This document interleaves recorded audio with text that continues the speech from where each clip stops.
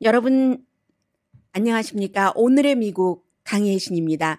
오늘 맨 앞에는 오늘과 내일 미국에서는 가장 중요한 뉴스가 인도 총리의 미국 국빈 방문이기 때문에 이걸 통해서 한번 미국과 인도와의 관계, 그리고 미국이 구상하고 있는 세계의 경제 질서, 여기에 대해서 인도도 만만치 않습니다. 여러 가지 경제라든가 아니면 지정학적인 위치가, 인도는 무엇을 원하고 있고, 왜 인도가 중국의 말도 다 듣지 않고 러시아의 말도 미국 말도 다 듣지 않는데도 인도는 그 모든 나라에서 대접을 받을 수 있는가, 그런 부분들, 그리고 요가까지 전해드리겠습니다.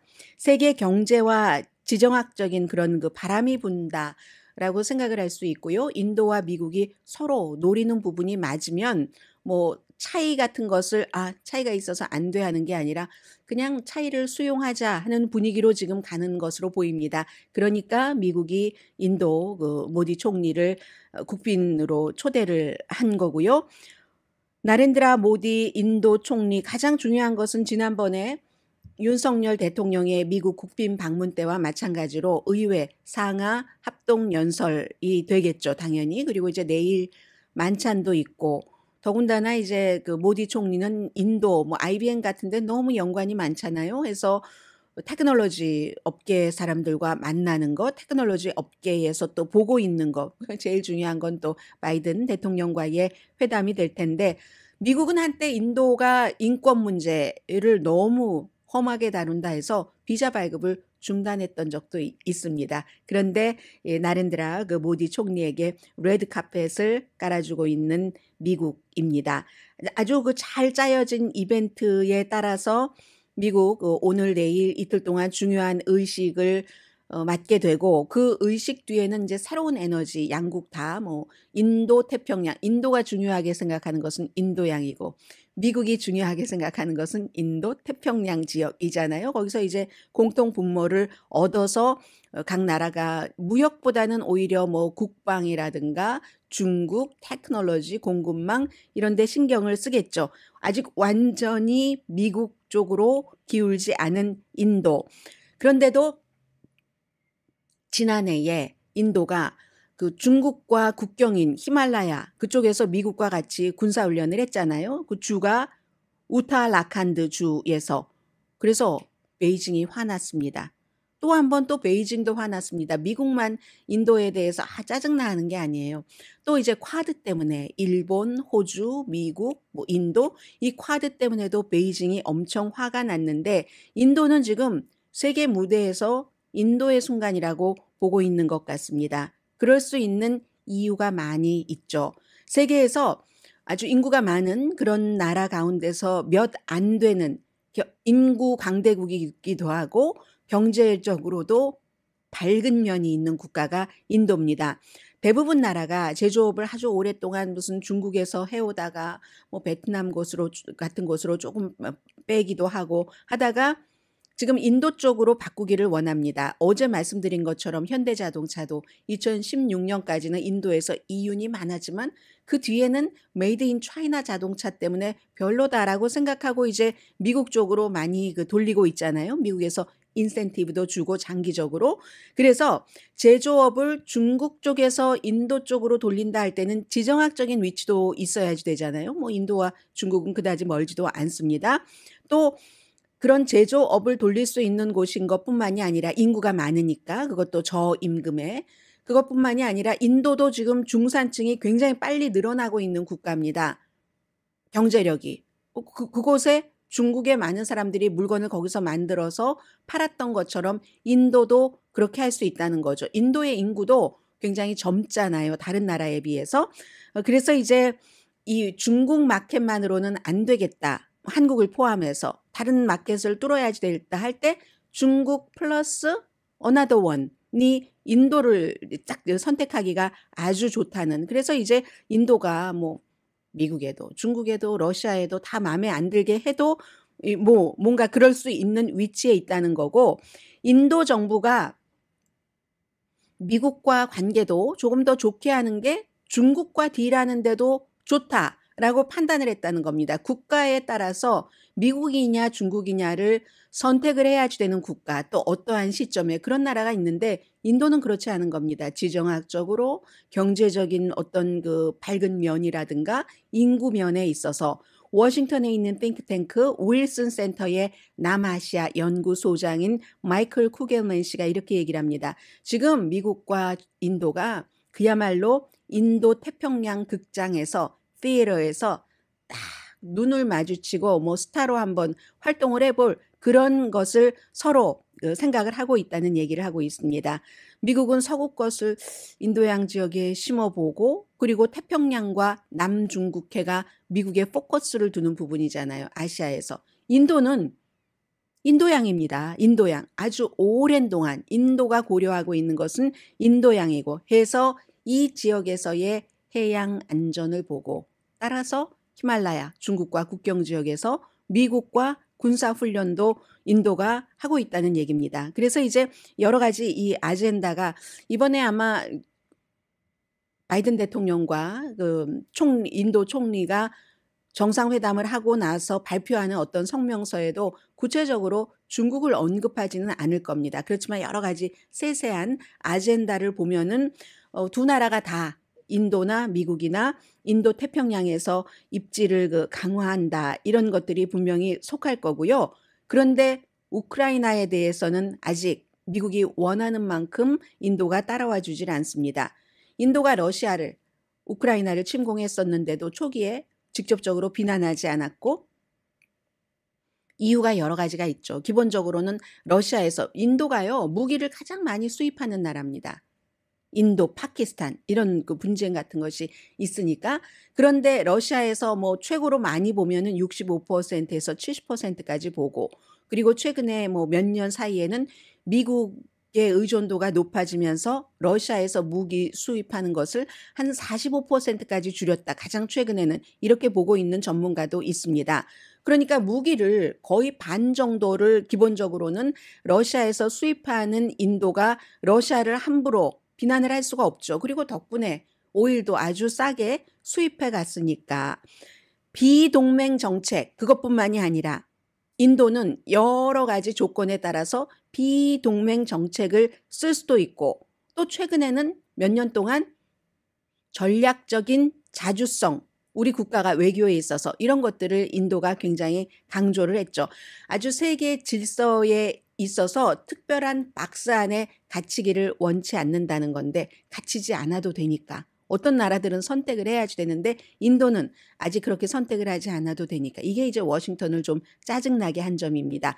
그러다가 이 미국도 지난 몇 개월 사이에는 조금 태도를 바꿔서 안 되겠다. 어차피 인도를 끌어안고 가야지 아시아에서의 우리 미국의 목표를 이룰 수가 있으니까 하고 태도를 바꾸니까 인도도 뭐 러시아 그 전쟁은 끝내야지 돼. 이 정도까지는 말을 해줬고요. 그러니까 두 나라 다 관계를 좋게 하고 싶다는 마음이 있었던 것이고 그래서 이런 때는 서로의 차이는 그냥 차이 때문에 손을 놓읍시다 하지 않고 차이를 관리하는 쪽으로 외교적인 입장을 정리를 한다는 겁니다. 서로 다른 입장에서.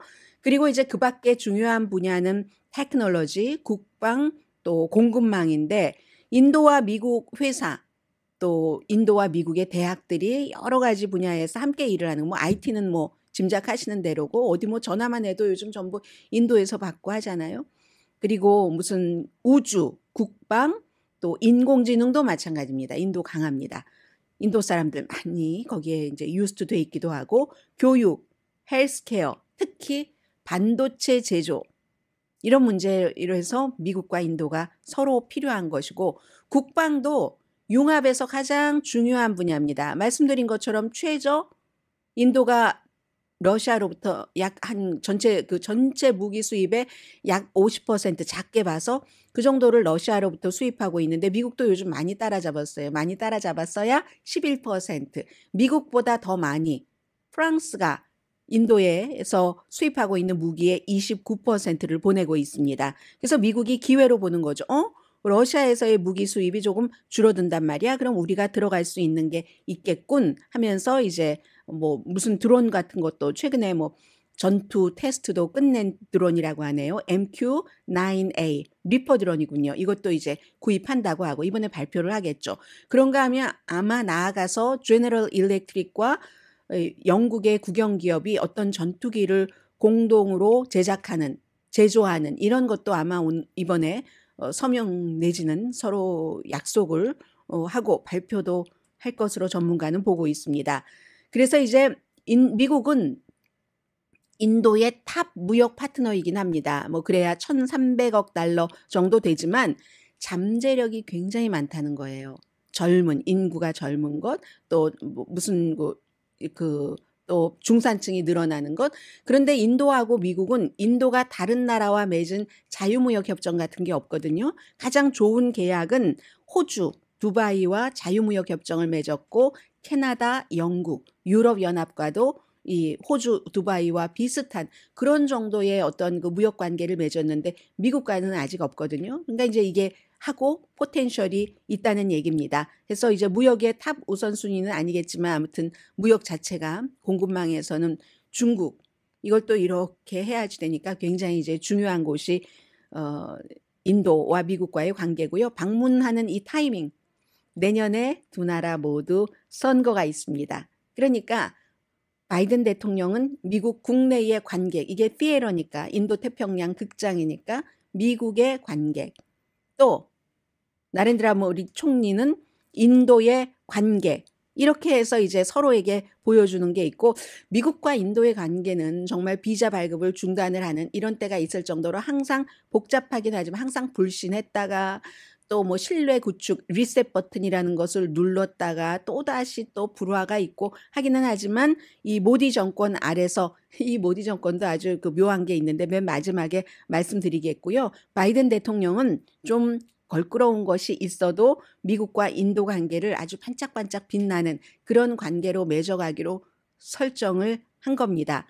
어제 75명의 민주당입니다. 대통령 당의 의원들이 대통령에게 인도 인권에 대해서 말하시라 이런 그 강력하게 촉구를 하는 편지를 보냈거든요. 종교 탄압하지 마라.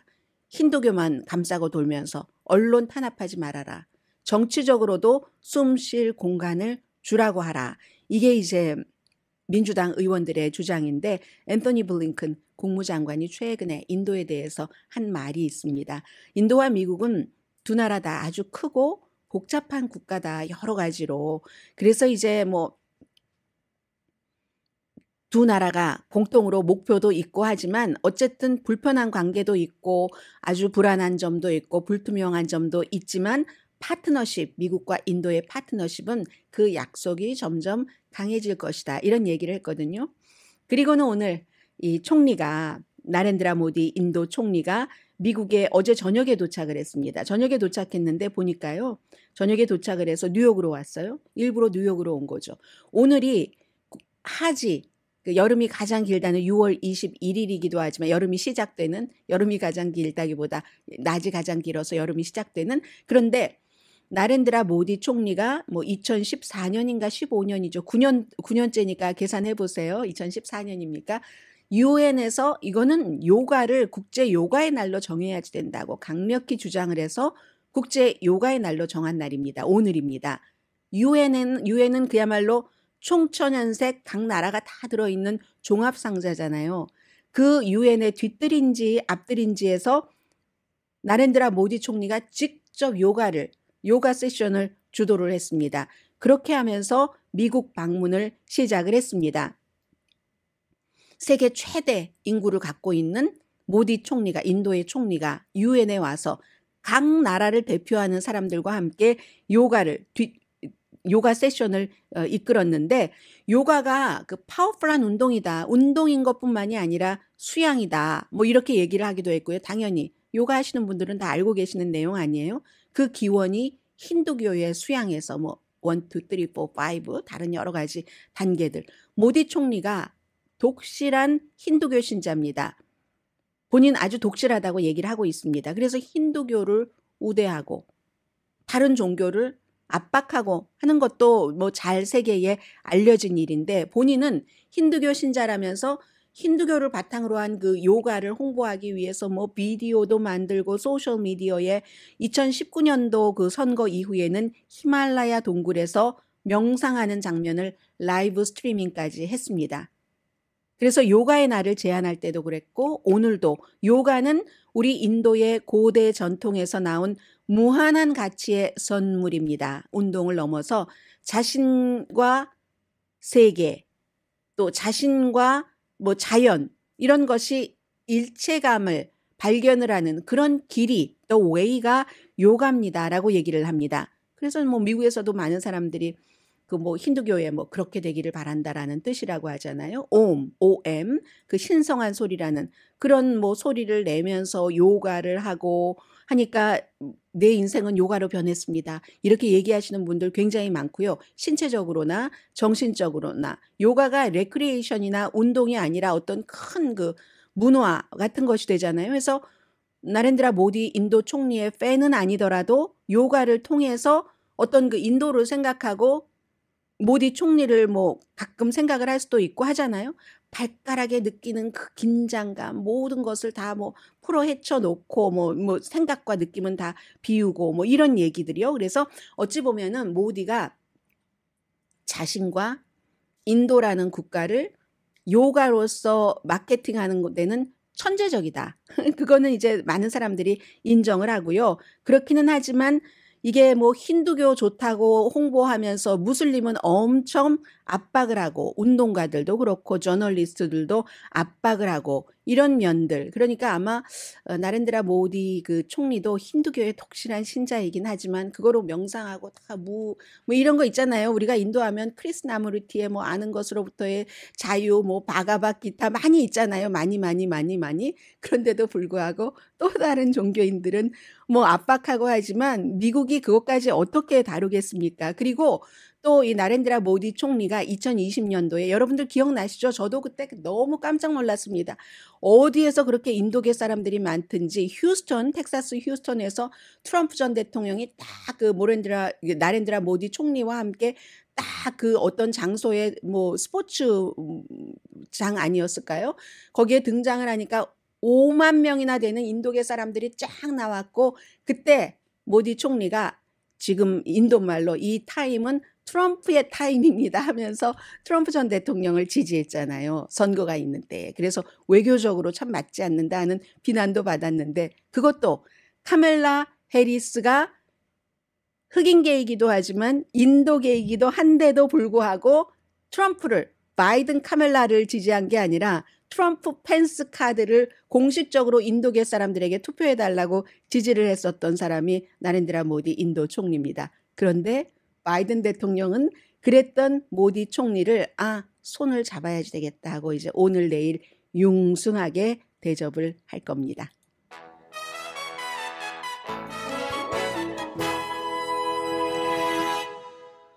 인도뿐만이 아니라 중국과도 누군가는 정말 바이든 대통령 너무 말실수를 많이 해 짜증나 하는 생각을 하셨던 분들도 계실 것 같아요. 아주 중요한 순간에 너무너무 결정적인 말실수를 자주 하니까 중국과의 그런 점 전해드리고요. 거기에 붙여서 다른 뉴스도 물론 전해드리겠습니다.